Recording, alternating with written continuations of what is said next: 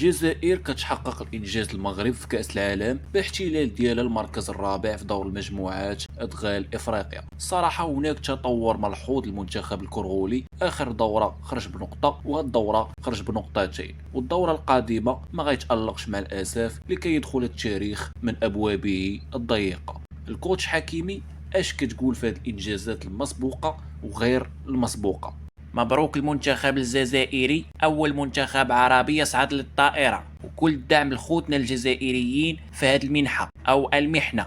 ودابا المصير ديالهم بين يديهم، يقدروا يغادروا اليوم الثلاثاء ولا ينعسوا هاد الليلة ويغادروا يوم الأربعاء. بكل صراحه الكوتش حكيمي شفنا اليوم مجزره تحكيميه في حق الجزائر التي حرمت من ركلتي تماس، واحده على اليمين واحده على اليسار. عندك الحق السي عز الدين، الحكم ابو فله ما عطاش ركلتي تماس وما رجعش للفار حيت اللاعبين ديال الجزائر ما مشتركينش في القناه ديالو.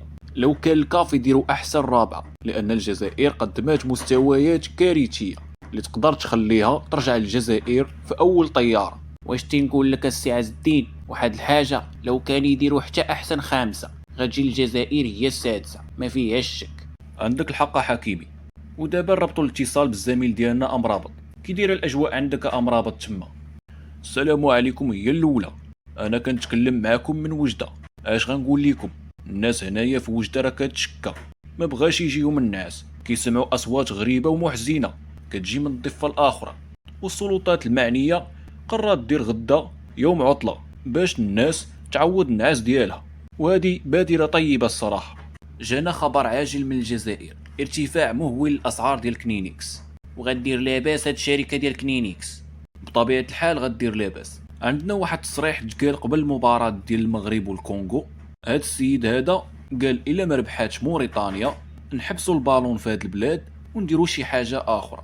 والصراحه عنده الحق، خاصهم يديروا شي حاجه اخرى. سمي راسك قوه ضريبه وتجي موريتانيا وتدخل التاريخ على ظهرك. والف مبروك لخوتنا الموريتانيين.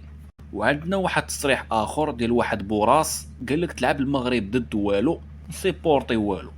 هاد السيد كيبان ليا ماشي طبيعي، راسو بحال راس ولكن ما محسوبش مع الرؤوس. واش تنقول لك واحد الحاجه اخي حكيمي، الجزائر تلعب ضد والو تخسر. والصراحه بغينا نعرفوا نوع المخدرات اللي كيتعاطاو لها هاد الناس، لانها عاطيه المفعول ديالها. يا سلام. وهذا لا ينسينا ان حرف الشين عنده نقاط اكثر من الجزائر. وانا حاس هاد اللحظه غتلقى المحللين ديالو مجتمعين وكيفكروا كيفاش يمسحوها في القجع. ورغم الصعوبات الجزائر غترجع بقوه للجزائر. هيا بنا للمطار. 1 2 3 باي باي لالجيري. بارك على خوتنا، نخليهم اللي فيهم يكفيهم. ختموها معاهم بواحد الجمله قالت طراجي: كاس افريقيا هي اللي خسرت الجزائر، وليست الجزائر من خسرت كاس افريقيا. جمله غير مفيده. والسي الطراجي، واش كتفكر عاد كدوي ولا كدوي عاد كتفكر؟